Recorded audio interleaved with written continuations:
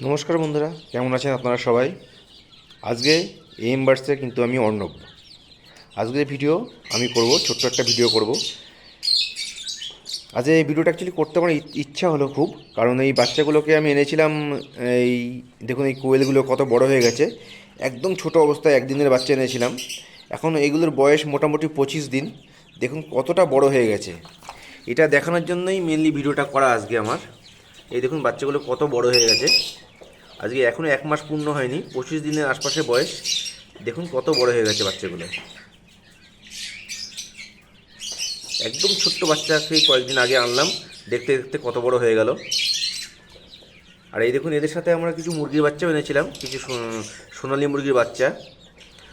ওদের বয়স মোটামুটি আপনার 1 মাস, 1 মাসের আশপাশে হবে। ওদের একটু বড় নিয়ে এসেছিলাম, মোটামুটি 7 দিনের বাচ্চা নিয়ে এসেছিলাম আমরা। একই সাথে নিয়ে এসেছিলাম, কিন্তু একটু বড় ছিল। এই দেখুন, এরাও দেখুন কত বড় হয়ে গেছে। দেখুন,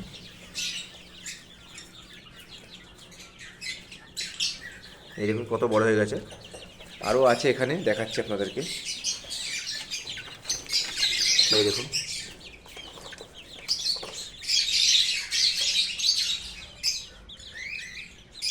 এই বাচ্চাটার তো ঝুঁটি দেখে বোঝাই যাচ্ছে যে এটা মোরগই হবে।